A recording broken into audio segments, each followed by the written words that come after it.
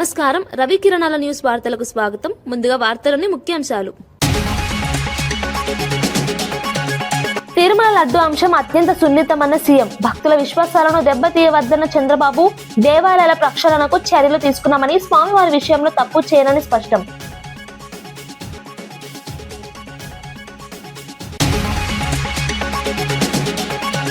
రేవంత్ తో లక్కీ జోడిగా మహేష్ గౌడ్ వ్యాఖ్య. సమన్వయంతో కాంగ్రెస్ బలపడుతోందన్న అభిప్రాయం.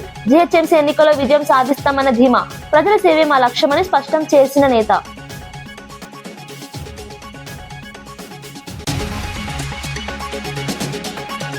ఆధారాలుంటే వెంటనే చర్యలన్న హోంమంత్రి అనిత. వ్యక్తిగత ఆరోపణలతో సభా సమయం వృధా వద్దు అని వ్యాఖ్య. చట్టపరంగా ప్రభుత్వం సిద్ధమని స్పష్టం. ప్రజా సమస్యలపైన చర్చించాలని పిలుపు.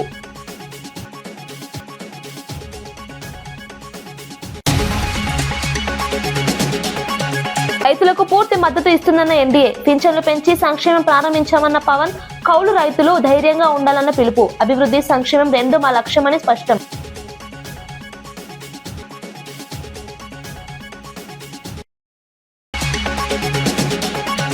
కాంగ్రెస్ ఖాతాలో స్టేషన్ గన్పూర్ మున్సిపాలిటీ 18 బడుల్లో 13 గెలిచి స్పష్టమైన మెజారిటీ. కడియం మద్దతుతో మారిన రాజకీయ సమీకరణాలు. పట్టణ అభివృద్ధికి కట్టుబడి పనిచేస్తామన్న నేతలు.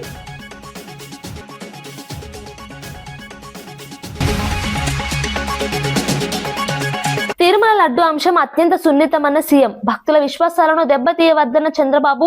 దేవాలయాల ప్రక్షాళనకు చర్యలు తీసుకున్నామని, స్వామివారి విషయంలో తప్పు చేయనని స్పష్టం.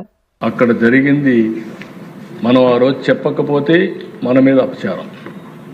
రేపు ఏదైనా జరిగిందనుకోండి, మీరు ఎందుకు చెప్పలేదని చెప్పితే తిరిగి ఏ విధంగా వీళ్ళు ఆ అపవిత్రతను ఇంకా ఎక్కువ చేయడం కోసం ముందుకు తీసుకుపోవడం, ఇవన్నీ చేసే పరిస్థితికి వచ్చారు దశ. ఇది కరెక్ట్ కాదు. నేను ఒకటే హామీ ఇస్తున్నా, రాష్ట్రంలో ఉండే అన్ని దేవాలయాల్ని ప్రక్షాళన చేశాం. ఎక్కడ అపవిత్ర జరగడానికి వీలు లేదు, ఎవరి మనోభావాలు దెబ్బతినడానికి వీలు లేదు. ప్రతి ఒక్క దేవాలయంలో పవిత్రత కాపాడే బాధ్యత ఎన్డీఏ ప్రభుత్వం తీసుకుంటామని మరొక్కసారి ప్రజలందరూ కూడా విజ్ఞప్తి చేస్తున్నారు. ఇంకొక పక్కన దశ ఒకసారి చూస్తే బాధ వేస్తుంది. వీళ్ళ యొక్క బిహేవియర్ చూస్తే కూడా ఆశ్చర్యం వేస్తుంది. కల్తీ లడ్డుకు హెరిటేజ్ ఎందుకు తీసుకొస్తారా దశ? నాకైతే అర్థం కాదనమాట.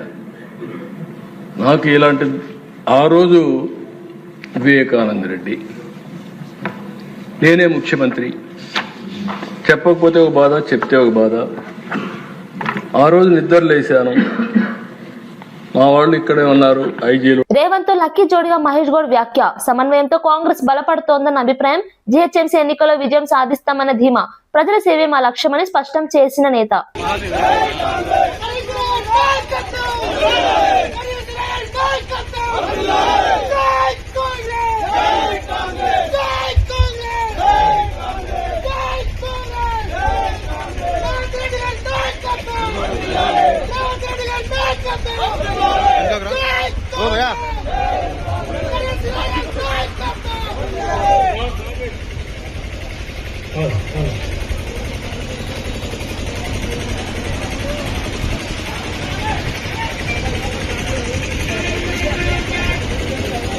కాంగ్రెస్ ఖాతాలో స్టేషన్ గన్పూర్ మున్సిపాలిటీ 18 బడుల్లో 13 గెలిచి స్పష్టమైన మెజారిటీ. కడియం మద్దతుతో మారిన రాజకీయ సమీకరణాలు. పట్టణ అభివృద్ధికి కట్టుబడి పనిచేస్తామన్న నేతలు. నిలువెత్తు ప్రతిరూపం భారతదేశ గౌరవ ప్రధానమంత్రి శ్రీ నరేంద్ర మోదీ గారు. వారు అందిస్తున్న సహకారానికి ఎన్డీఏ కూటమి తరఫున, ఆంధ్రప్రదేశ్ రాష్ట్ర ప్రజల తరఫున నా హృదయపూర్వక ధన్యవాదాలు తెలియజేస్తున్నాను. ఆంధ్రప్రదేశ్ రాష్ట్ర ప్రథమ పౌరులు, రాజ్యాంగ సంరక్షకులు, రాజ్యాధినేత justice former supreme court justice S Abdul Nazeer గారు చేసిన బడ్జెట్ ప్రసంగం చాలా ప్రేరణ ఇచ్చింది. ఆంధ్ర రాష్ట్ర భవిష్యత్తుకు బలమైన పునాదులు వేస్తుంది. వికసిత్ భారత్లో భాగంగా వికసిత్ ఆంధ్రప్రదేశ్ లక్ష్యంగా సాగింది. గౌరవ రాజ్యపాలకులు శ్రీ అబ్దుల్ నజీర్ గారు బడ్జెట్ ప్రసంగం వింటున్నంతసేపు ఆద్యంతం భారతరత్న శ్రీ అటల్ బిహారీ వాజ్పేయి గారు మాటలే నా మనసులో మెదిలినాయి. వారు అన్న మాటలు, Bharat needs a government that cares, Tamil Nadu CM Stalin మహిళలకు ఆర్థిక సాయం ప్రకటించారు. 1.31 కోట్ల మంది మహిళల ఖాతాల్లో ఒక్కొక్కరికి 5,000 చొప్పున జమ చేసినట్లు వెల్లడించారు. ఇందులో 3 నెలల అడ్వాన్స్ తో పాటు వేసవి ప్రత్యేక కానుక కూడా ఉందన్నారు. ఎన్నికల దృష్ట్యా పథకాన్ని అడ్డుకునే ప్రయత్నాలను తిప్పికొట్టామని తెలిపారు. వచ్చే ప్రభుత్వంలో ఈ సాయాన్ని మరింత పెంచుతామని హామీ ఇచ్చారు. మహిళా సాధికారతకు తమ ప్రభుత్వం కట్టుబడి ఉందన్నారు. ఈ నిర్ణయం రాష్ట్ర రాజకీయాల్లో చర్చనీయాంశమైంది. మహిళల ఆర్థిక భద్రతకు ఇది తోడ్పడుతుందని విశ్లేషకులు భావిస్తున్నారు. கொரோனா உச்சத்தில் இருந்துச்சு. அதை சமாளித்து மக்களின் உயிரை காத்தது மட்டுமில்லை, அவங்க வாழ்வாதாரத்தை காக்க 4,000 ரூபாய் நிவாரணத் தொகையையும் வழங்கணும். சென்ற ஆட்சி விட்டுட்டு போன கடுமையான நிதி நெருக்கடியை சமாளித்து ஆட்சிக்கு வந்ததுமே பல திட்டங்களை நிறைவேற்றணும். நம்ம ஆட்சிக்கு வர்றதுக்கு முன்னே மாதம் 1,000 ரூபாய் உரிமைத் தொகை வழங்கப்படும்னு அறிவித்தேன். அப்போ இது சாத்தியமே இல்லைன்னு சிலர் சொன்னாங்க. ஆனாலும் நிதி நெருக்கடியை சமாளித்து ஒன்றிய அரசினுடைய ஓரவஞ்சனையை மீறி கடந்த 2023ஆம் ஆண்டு செப்டம்பர் மாதம் முதல் கலைஞர் மகளிர் உரிமை திட்டத்தை வெற்றிகரமாக செயல்படுத்திட்டு வரோம். முதல்ல 1,13,00,000 மகளிருக்கு பயனளித்த இந்த திட்டம் அண்மையில் அது விரிவுபடுத்தப்பட்டு இப்போ 1,31,00,000 குடும்பத் தலைவிகள் பயன்பெற்று வராங்க. இது வெறும் நிதி உதவி இல்லை, சமூகத்தில் பெண்கள் ஆற்றும் பங்களிப்பை அங்கீகரிப்பதற்காக கொடுக்கப்படுகிற உரிமை தொகை. இந்த தொகையை வச்சு அன்றாட வீட்டு செலவுகள், குடும்பத்தில் ஏற்படும் மருத்துவ செலவுகள், குழந்தைகளுக்கான கல்வி செலவுகள் என பல அத்தியாவசிய செலவுகளை மகளிர் தாங்களே நிறைவு செய்ய இந்த திட்டம் வழிவகுத்துச்சு. அதனால தான் ஒவ்வொரு மாதமும் 15ஆம் தேதி என்பது ஒவ்வொரு குடும்ப தலைவியும் ஆவலோடு எதிர்பார்க்கிற நாளாக அமைஞ்சிருக்கு. இவ்வளவு சிறப்பு வாய்ந்த இந்த திட்டத்தை மற்ற மாநிலங்களும் பின்பற்றி வராங்க. இந்த உரிமை தொகையை மேம்படுத்தணும்னு நாம் செயல்பட்டு வந்தால் அதுக்கு எதிராக டெல்லியில் இருக்கக்கூடிய ஒரு கூட்டமும் தமிழ்நாட்டில் அவங்களுக்கு அடிமையாக இருக்கக்கூடிய இன்னொரு கூட்டமும் எதிர்வரும் சட்டமன்ற தேர்தலை காரணம் காட்டி அடுத்த 3 மாதத்துக்கு இந்த மகளிர் உரிமை தொகையை நிறுத்த சூழ்ச்சி செய்கிறதா தகவல் வருது. இது வச்சு நீதிமன்றத்தில் வழக்கு தொடரவும் சிலர் முயற்சி செய்வதாக செய்திகள் வருது. 1,31,00,000 மகளிர் உழைப்பை அங்கீகரிக்கிற இந்த திட்டத்தை 3 மாதம் நிறுத்தி வச்சா நீங்கள் எவ்வளவு சிரமங்களுக்கு ஆளாவீங்கன்னு உங்கள் வீட்டில் ஒருத்தனா இருக்கக்கூடிய எனக்கு நல்லா தெரியும். கடும் வெயிலில் తిరుమల లడ్డూ వ్యవహారం అత్యంత సున్నితమైన అంశమని ముఖ్యమంత్రి చంద్రబాబు స్పష్టం చేశారు. అసెంబ్లీలో మాట్లాడుతూ ఈ విషయంపై ఎక్కువగా స్పందించకూడదని అనుకున్నానన్నారు. అయితే కొందరు కావాలనే భక్తుల మనోభావాలను దెబ్బతీసేలా వ్యాఖ్యలు చేస్తున్నారని ఆవేదన వ్యక్తం చేశారు. వెంకటేశ్వర స్వామి విషయంలో తెలిసి తెలియక ఎటువంటి తప్పు చేయనని పేర్కొన్నారు. నిద్ర రాకపోతే స్వామివారిని తలుచుకుంటే ప్రశాంతత లభిస్తుందని తెలిపారు. రాష్ట్రానికి తిరుమల వంటి పుణ్యక్షేత్రం ఉండడం అదృష్టమన్నారు. దేవాలయాల ప్రక్షాళనకు ప్రభుత్వం చర్యలు తీసుకుందని చెప్పారు. భక్తుల విశ్వాసాన్ని రాజకీయాలకు బలి చేయవద్దని సూచించారు. ఈ అంశాన్ని బాధ్యతగా చూడాలని ఐజా మున్సిపాలిటీలో కాంగ్రెస్ ఎంపీ మల్లు రవి దత్తత హామీ ఇచ్చినప్పటికీ పార్టీకి విజయం లభించలేదు. అభివృద్ధి వాగ్దానాలు చేసిన ప్రజలు ఇతర అభ్యర్థులను ఆశ్రయించారు. స్థానిక సమస్యలు రాజకీయ సమీకరణాల ప్రభావం చూపినట్లు విశ్లేషణలు చెబుతున్నాయి. కాంగ్రెస్ నాయకులు ఫలితాలను సమీక్షించి కారణాలు తెలుసుకుంటామని తెలిపారు. ప్రజా ఆశయాలను మరింత సమగ్రంగా అర్థం చేసుకుని ముందుకు సాగుతామని అన్నారు. డ్రైన్ల కోసం గానీ, ఇండ్ల కోసం గానీ, పెన్షన్ల కోసం గానీ, రేషన్ కార్డుల కోసం గానీ, ఉద్యోగం కోసం గానీ అన్ని రకాల స్కీములు, ప్రణాళికలు ఈ ఐజా పట్టణంలో ఇంప్లిమెంట్ చేసి దాని ద్వారా ఇక్కడ ఉన్న ప్రజల జీవన విధానంలో ఒక పెను మార్పు తీసుకొని రావాలనే ఉద్దేశంతో నేను సంపత్ గారు మాట్లాడుకుని మరి దీన్ని దత్తత తీసుకోవటం జరిగింది. శాసనమండలి చీఫ్ విప్ పంచుమర్తి అనురాధ అంబటి రాంబాబుపై తీవ్ర స్థాయిలో విమర్శలు గుప్పించారు. ప్రజలను భయభ్రాంతులకు గురి చేసి క్రిమినల్ గా వ్యవహరిస్తున్నారని ఆరోపించారు. రాజకీయంగా ప్రాధాన్యం కోసం వివాదాస్పద వ్యాఖ్యలు చేస్తూ సమాజంలో ఉద్రిక్తతలు రేకిస్తున్నారని మండిపడ్డారు. చట్టాన్ని చేతిలోకి తీసుకునే వారిపై కఠిన చర్యలు తీసుకోవాలని డిమాండ్ చేశారు. ప్రజాస్వామ్యంలో బాధ్యతాయుతమైన ప్రవర్తనే నాయకులకు అలంకారమని, దౌర్జన్యాలకు తావు లేకుండా వ్యవహరించాలన్నారు. ప్రజాస్వామ్యంలో బాధ్యతాయుతమైన ప్రవర్తనే నాయకులకు అలంకారమని, దౌర్జన్యాలకు తావు లేకుండా వ్యవహరించాలన్నారు. ప్రభుత్వం చట్టపరమైన చర్యలు తీసుకుంటే దాన్ని రాజకీయ రంగు పులమడం తగదన్నారు. ప్రజల నమ్మకాన్ని దెబ్బతీసే చర్యలు ఎవరైనా చేస్తే చట్టం తన పని చేస్తుందన్నారు.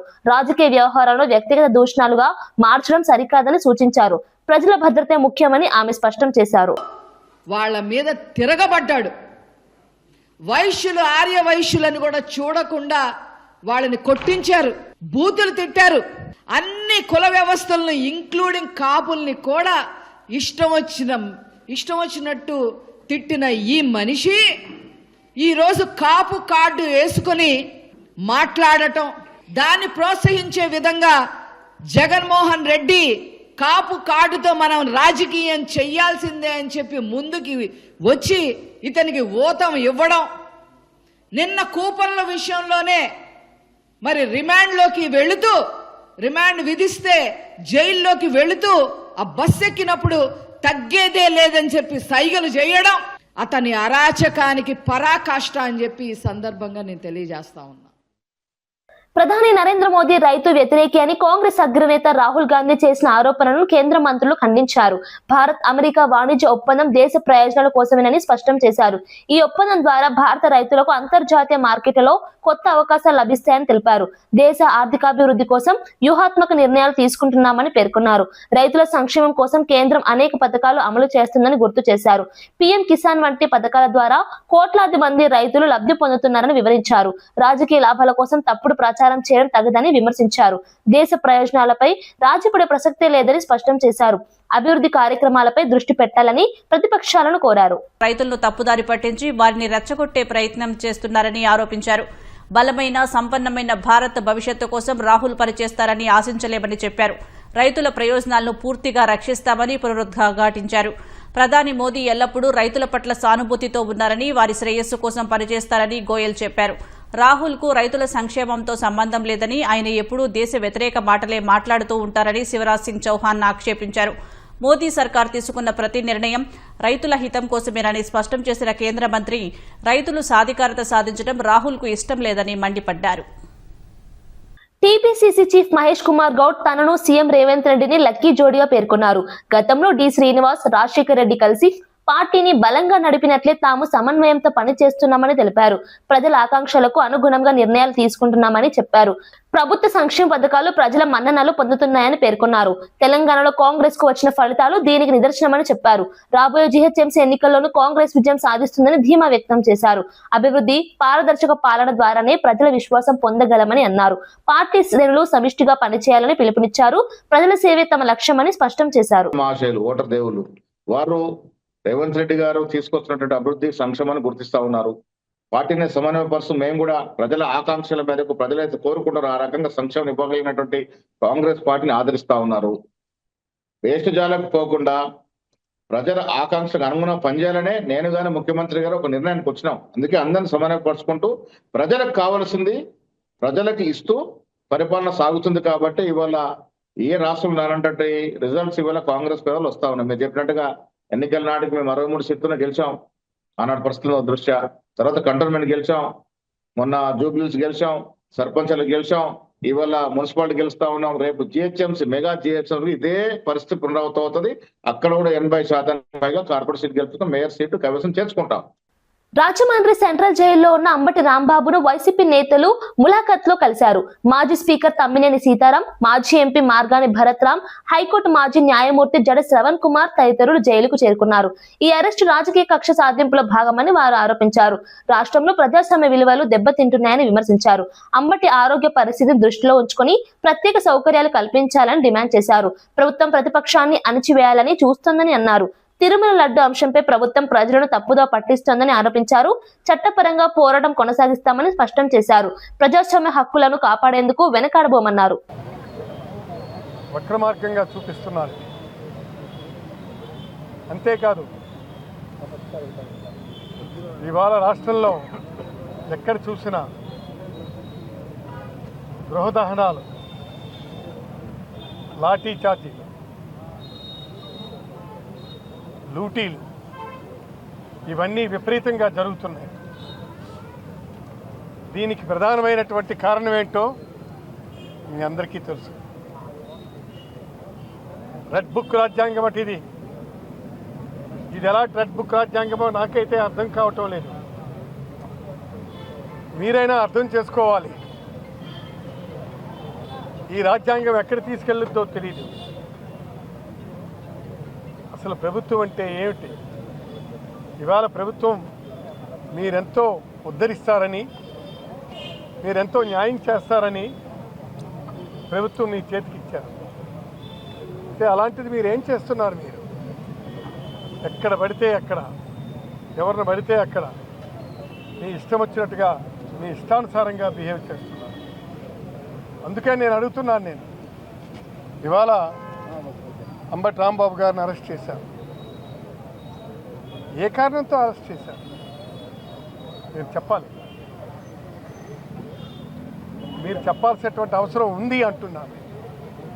ప్రజాస్వామ్యంలో మీరు చాలా ఉన్నతమైనటువంటి పాత్ర నిర్వహిస్తున్నారు. కాబట్టి మీరే చెప్పాలి ఎందుకు ఆయన అరెస్ట్ చేశారు.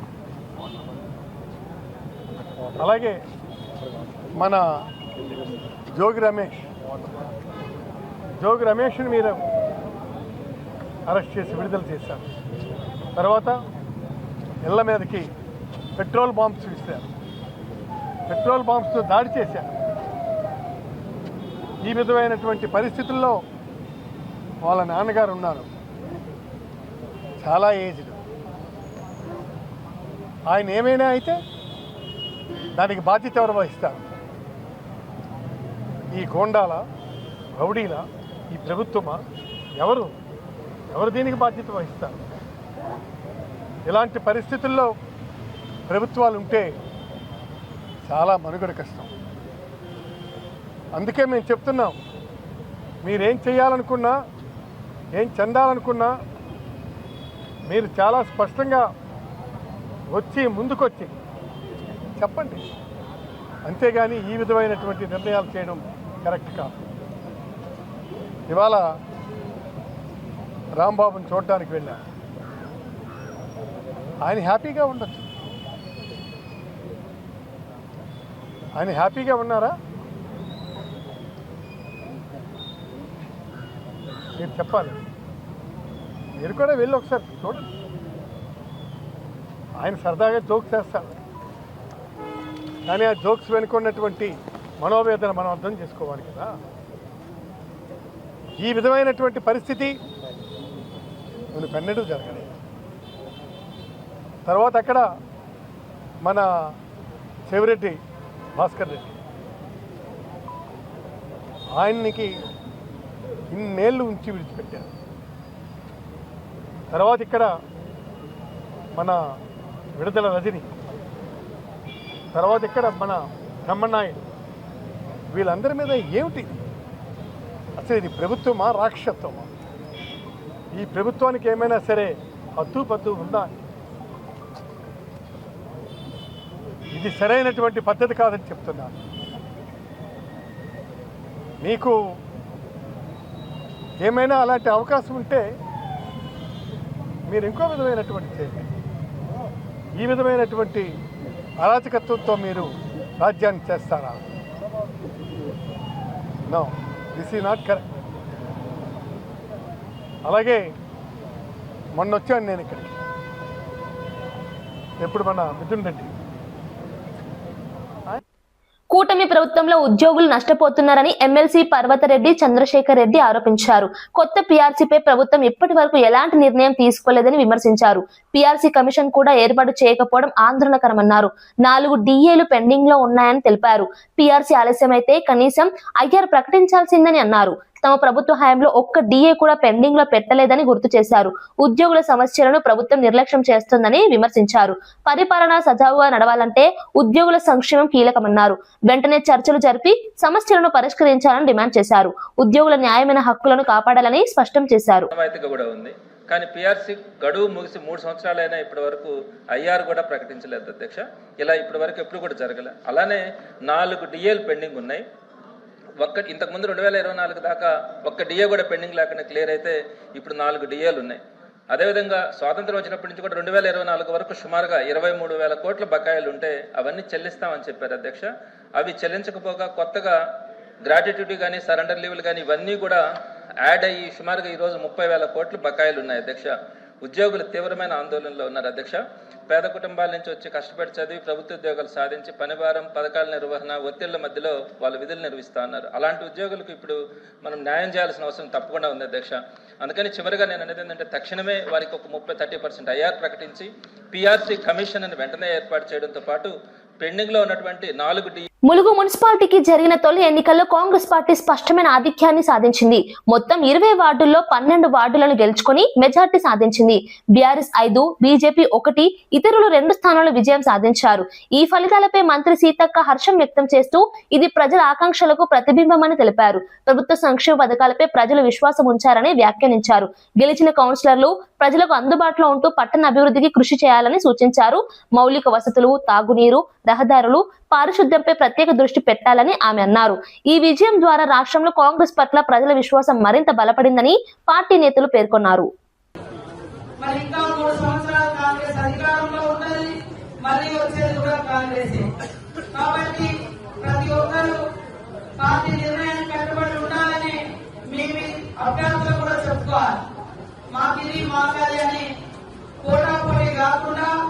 పార్టీ నిర్ణయం మేరకు, పార్టీ భవిష్యత్తు మేరకు, పార్టీ బలోపేతం మేరకు, పార్టీ సిద్ధాంతం మేరకు అందరూ కలిసికట్టుగా పనిచేయాలని కోరుకుంటూ 16వ తారీఖు నాడు మరి ఎన్నిక ఉంటుంది. చైర్మన్, వైస్ చైర్మన్, ఇతర కౌన్సిల్ మెంబర్స్.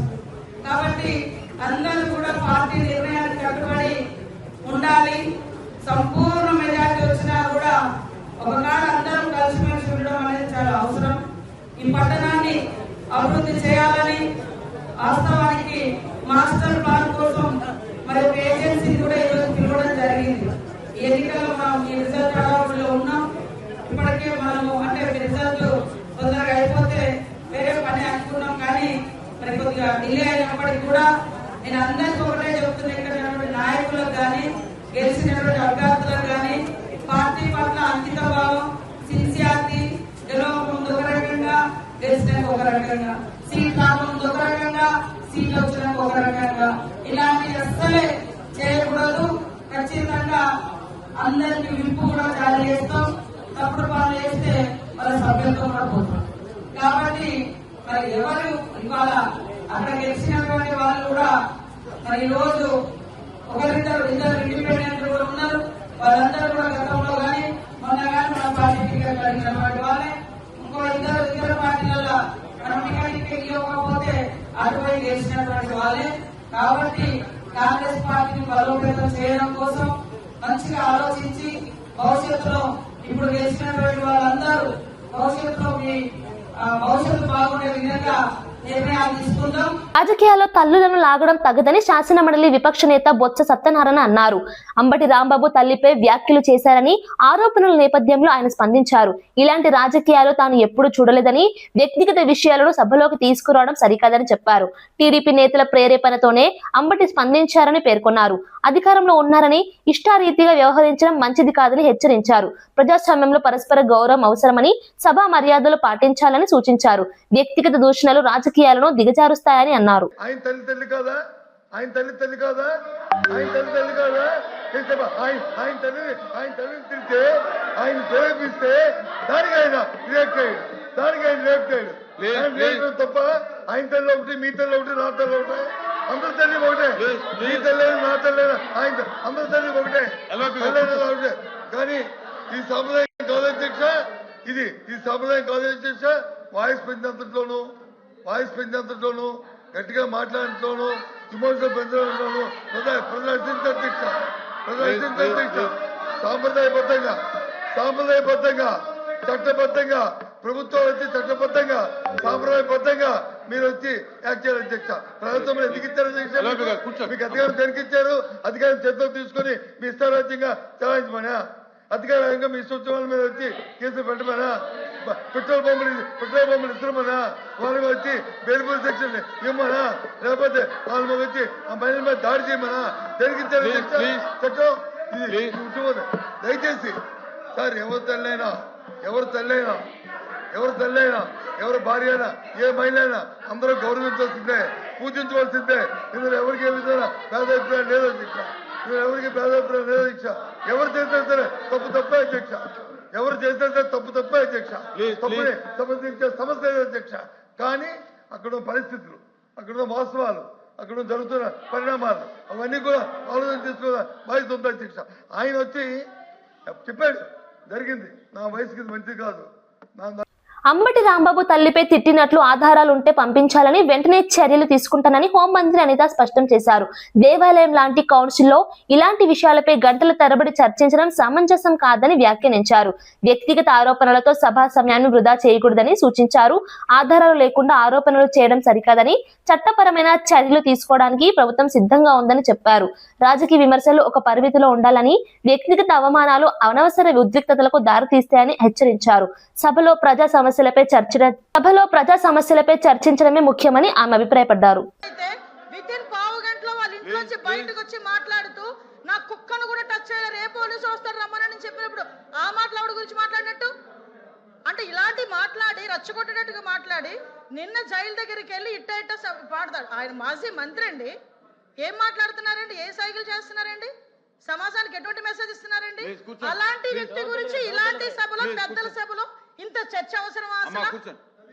ఇంత అలాంటి వ్యక్తి గురించి అలాంటి అనకూడదు కానీ తల్లిని చెల్లిని కూడా మాట్లాడే వాళ్ళ గురించి ఈ రోజు ఈ సభలో, ఈ పెద్దల సభలో ఇంత చర్చ అవసరమా? అతని గురించి వెనకేసుకు రావడం అవసరమా? అసలు మీకేమైనా అసలు సెన్స్ ఉందా అని అడుగుతున్నాను నేను. ఈ రోజు కనీసం ఆలోచన చేసుకోవాలి కదా. ఎలా పడితే అలా మాట్లాడడానికి, ఏది పడితే మాట్లాడడానికి ఇది దేవాలయం లాంటి కౌన్సిల్, పెద్దల సభ ఇది. శంషాబాద్ ఎయిర్పోర్ట్ మార్గంగా గోవా నుంచి మద్యం తరలిస్తున్నారనే సమాచారం మేరకు excise STFA team leader Anjireddy సిబ్బందితో కలిసి పహాడ్ షరీఫ్ వద్ద వాహనాల తనిఖీలు చేపట్టారు. 4 బ్యాచ్లుగా నిర్వహించిన తనిఖీలో మొత్తం 92 NDPL మద్యం బాటిళ్లను స్వాధీనం చేసుకున్నారు. మొదటి కేసులో 23 బాటిళ్లు, ఒక కారుతో 4గురిపై కేసు నమోదు చేశారు. రెండో కేసులో 34 బాటిళ్లు, కారుతో 5గురిపై కేసు నమోదు చేశారు. మూడో కేసులో 21 బాటిళ్లు, కారుతో 6గురిపై కేసు నమోదు చేశారు. 4గో కేసులో 14 బాటిళ్లు స్వాధీనం చేసుకున్నారు.